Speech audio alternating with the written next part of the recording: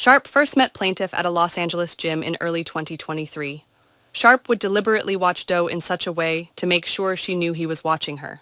One day, as Plaintiff finished a set and turned around, she found Sharpe standing inches behind her. Sharpe told her he had noticed her at the gym and wondered why she had not introduced herself. This was the first time they spoke. Plaintiff, who had just turned 20 years old, was caught off guard and was face to face with a 54-year-old man she had never met. She did not know at the time who Shannon Sharpe was. She did not know what to say, nor how to feel about his advances. During their first conversation, Sharpe proposed a challenge, a competition to see who could lean out faster. The prize? If Plaintiff won, he would buy her fake tits. Plaintiff was stunned. The implication that she needed or wanted such a thing was wildly inappropriate. Hearing it from a stranger more than 30 years, her senior made it even more disturbing. Throughout their subsequent encounters at the gym, Sharpe made sure Plaintiff understood who he was. A celebrity and TV personality. Over the following weeks, Sharpe made himself unavoidable.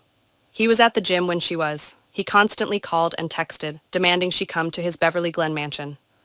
Plaintiff repeatedly declined and made up excuses to seem too busy. But he would not stop. Sharpe would not be deterred. Eventually, Plaintiff gave in, but before she could meet him outside the gym, Sharpe made another demand. She had to sign a non-disclosure agreement, an NDA. He refused to explain why and would not let her see a copy of the proposed agreement. He simply insisted she sign one. Plaintiff refused. After multiple attempts, when he realized she would not cooperate, he finally dropped the issue. The first night Plaintiff went to Sharpe's house, the experience was unlike anything she had dealt with before, disturbing, unsettling, and, given his subsequent conduct, very illuminating. When Plaintiff arrived at his house, Sharpe opened the door to his Beverly Glen mansion without a word, no greeting, no acknowledgement, no small talk. Without so much as looking at Plaintiff, he simply turned away after opening the door and walked upstairs. Plaintiff hesitated, but followed, unsure of what else to do or where else to go. When they reached the bedroom, Sharpe pointed to the bed before disappearing into the bathroom and shutting the door behind him. He still had not said a word. Plaintiff sat on the bed, waiting, unsure of what to expect, or if she should leave. Roughly 5 minutes later, he finally emerged, but still, he said nothing. Instead, he turned off all the lights and laid down on the bed. Plaintiff, uncomfortable and unsure of what to do, lay down as well. For roughly 10 minutes, there was nothing but silence.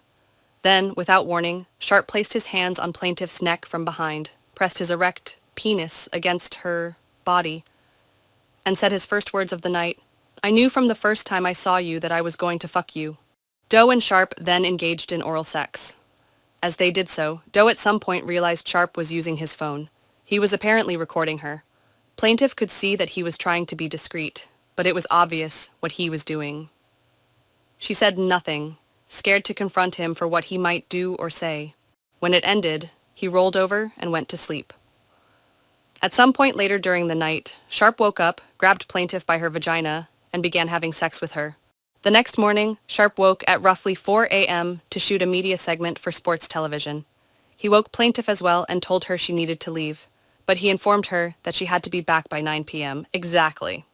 The following night, Plaintiff arrived at Sharpe's house at approximately 9:05 p.m., just 5 minutes past the time he had demanded. The moment he opened the door, Plaintiff experienced his rage for the first time. Sharpe immediately launched into a verbal assault. He screamed at Plaintiff, berating her for what felt like hours. He accused her of disrespecting him, wasting his time, and warned that if she wanted to be with the Shannon Sharpe, she would have to learn obedience. Plaintiff was terrified and feared for her physical safety. Still enraged, Sharpe turned off the lights, grabbed her neck and, just like the night before, began having sexual intercourse with her. This cycle of control, fear, and submission became routine. Yelling at her, controlling her, forcibly grabbing her by the neck when he got upset, saying he was going to kill her, and asserting dominance became the norm. Over the next year and a half, Plaintiff saw Sharpe at his house as often as 4 times a week. Sharpe continued to treat her like an object. He continued to control her, not just physically, but emotionally and psychologically. He demanded complete control over her time and body, expecting her to be at his house on his schedule, at his command, whenever he called. The verbal abuse never stopped. He would berate and degrade Plaintiff, just as he had from the beginning. One time specifically, he was yelling at her while there was a firearm visible in his room. Terrified for her safety, Plaintiff tried sharing her location with friends from her iPhone, just in case. But Sharpe saw her doing this. The moment he realized what she was doing, he grabbed her by the neck and told her, "If you ever do that again, I will fucking kill you." Sharpe's aggression and rage continued to escalate to the point that Plaintiff's friends began to fear for her safety. For example, when Plaintiff was with her friends, they could hear Sharpe yelling at her over the phone and would ask if she was safe and okay. In the summer of 2024, Plaintiff and Sharpe each moved to Las Vegas for their own reasons. Sharpe liked to say that the Plaintiff followed him to Vegas, but that too was a lie. Once in Vegas, Sharpe again insisted that Plaintiff sign an NDA. She refused. He persisted. But after enough resistance, he let it go and continued seeing her multiple times a week. His behavior did not change.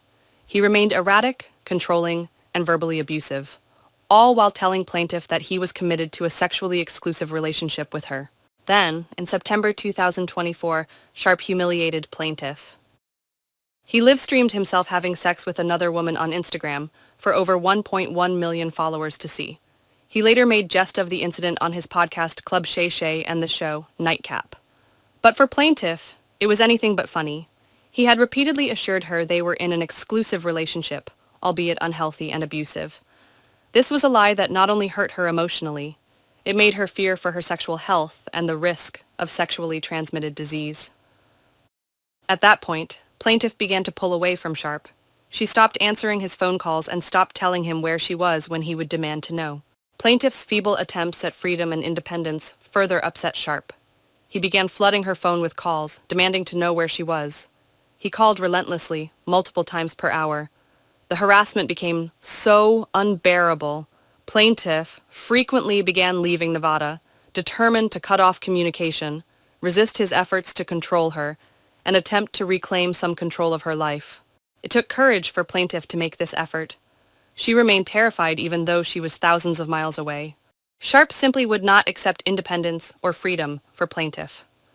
In October 2024, just after Plaintiff returned from Europe, Sharpe's behavior became more angry, aggressive, and now violent. That's when Plaintiff alleges he threatened her, "I'm going to make it so no man will want you again."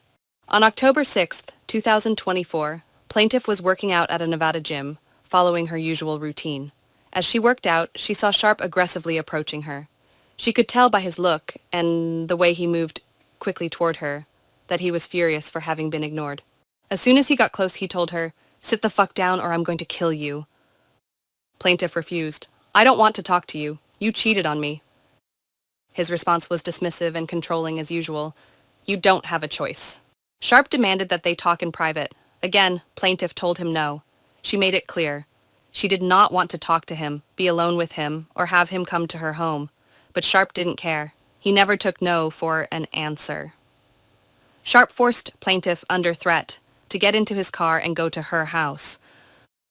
Once Sharpe was inside her apartment, Plaintiff tried to keep the conversation in the living room, but Sharpe refused. He demanded they go to the bedroom. She said no. He didn't listen, nor did he care. Once inside the bedroom, Sharpe grabbed her from behind and forcibly positioned her to perform oral sex. He held her in place and then forced her to begin performing. He became even angrier and said, "You've disrespected me so much. I'm going to punish this asshole. I'm going to make it so no man will want you again." Plaintiff at this point was crying and sobbing.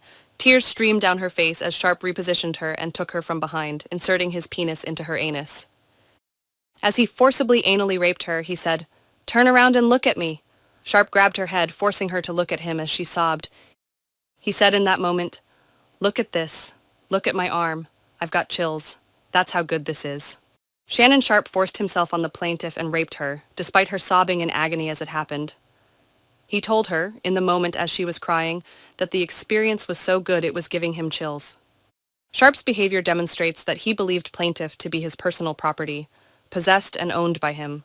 He also believed that the laws did not apply to him, that he could take what he wanted, and that no one could or would stop him. He was and is wrong.